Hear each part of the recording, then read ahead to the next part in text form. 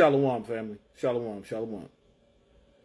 The title of this lesson is Hypocrites in the Mist. And you guys are not going to believe this, brothers and sisters. You're not going to believe this, but that title just popped up in my head. Hypocrites in the Mist. And I just went on Google and I Googled Hypocrites in the Mist, and this popped up. And I was like, wow, look at God. I know that sounds real churchy, but that's the first thought that came to my mind. So let me read this to you. Hypocrites in the mist is a phrase often used to describe a situation where individuals appear to be morally upright or virtuous on the surface, but their true intentions or behaviors are hidden, like a secret concealed by a fog or mist, essentially implying that they are acting hypocritical. Now, I'm going to try to get through this. There's a lot that I want to touch on that. And we're going to go to some scriptures to back up what I just read. But I'm pretty sure a lot of you can probably figure out where I'm going with this, because that's something I wanted to talk about for a long time. Even when I was in a camp, before I decided to, go out and start my own camp. When you're in the midst of something, you see the behaviors of people. You can't get to know a person from watching them on a video. And I found it very funny. Like when I would go into the comments, when I was with previous camps, I would go into the comments and people would be standing up for the people in the camp. Like if something happened, like if the police came and they didn't see the behind the scenes. They didn't see what actions transpired before the cops came, or what was the issue. So all they saw was pretty much the aftermath. And they would be sticking up for the people. Say, oh yeah, the cops, they trying to stop the truth and blah, blah, blah, and all this. The truth be told, the cops could have cared less. They really could have cared less what we were doing and what was going on. It was the behavior of the leadership. It was their actions, the things that they said, the things that they didn't have to do to bring about the problems that transpired. It was the maturity of the leadership that was the problem. It wasn't what the cops are just doing their job. And believe me, I don't like cops. I really don't. And I'm not sticking up for them. So don't think, like, oh, he's a sellout. He's sticking up for the white man. No, I'm not sticking up for the white man. I just telling it. I play the ball as it lies. Right? I judge righteous judgment. And if you are out of order, you are out of order. That's all it is to it. I don't get on somebody's side because we got the same skin tone or we got on the same shirt. I got your back. If somebody's trying to harm you, yeah, I'm going to fight with you. I'm going to stand 10 toes down and fight with you. But if you're in the wrong, it's like, hey, look, there was another way, we didn't have to do that. And I'm not going to say it in front of anyone else. I'm going to take you to the side and I'm going to talk to you, as the scripture says, in private. But here, I'm not here to talk about that. So, but like I said, you will see in the comments that people will be sticking up for these people and they don't even know these people. All you're doing is watching the video. What it is, you're a fan. You're a fanboy and you're a fangirl. And you don't know that person. You don't see that person on a daily basis. You don't hear that person talk after the video goes off. Right? And I'm not saying that to put down any Israelite camp or I don't know. There are some Israelite camps that I could name them. And I'm pretty sure a lot of y'all know who I'm talking about. Their letters are real close to together in the alphabet. A, B, C, D, E, F, G, H, I.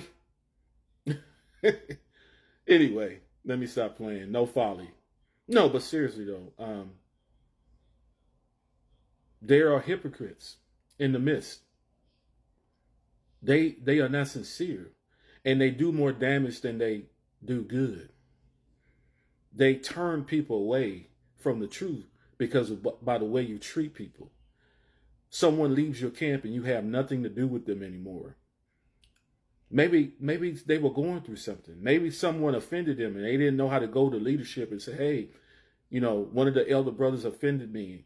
He did something to me. He said something to my wife. But people don't know. Everybody's not meant to be a leader. That's just the facts. Everybody can't lead. It's like just because you know a bunch of scriptures and you memorized a bunch of scriptures doesn't mean you're fit to be a leader. You can't even lead your own household. Your rib is out of order. Your children are out of order. Your whole house is out of order. You can't even pay your bills. You got your wife in a 1-bedroom studio apartment, but you're trying to get a second wife. Make that make sense. You can't even get to camp on time and you live in the city. You got brothers that's driving 3 or 4 hours away. They get there before you, but you live in the city and you can't get to camp on time. Right? Just because you know a bunch of scriptures doesn't mean you were meant to be a leader.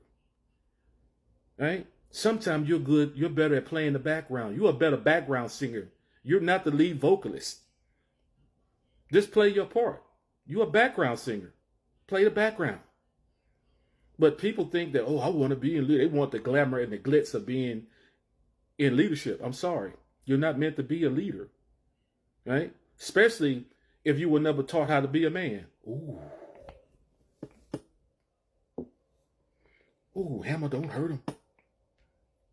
If you were never taught to be a man, you're not a good leader. You're not going to be a good leader. I don't care how many books you read. Right?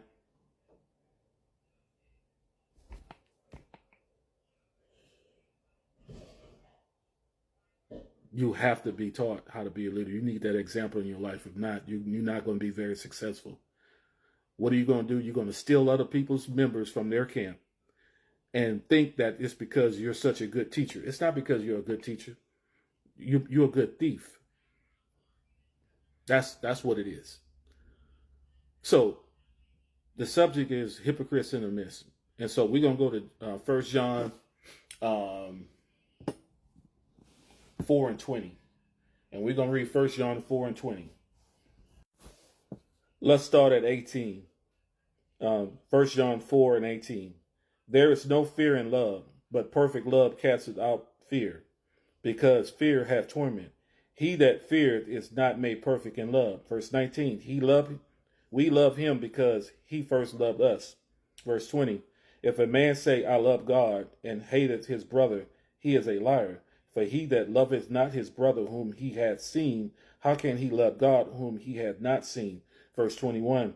And this commandment had we from him, that he who loveth God love his brother also. So the subject is, we're talking about how to love your brother, right? Because you can't say you love God if you don't love your brother. As I referred to earlier, you cut someone off because they're not part of your organization.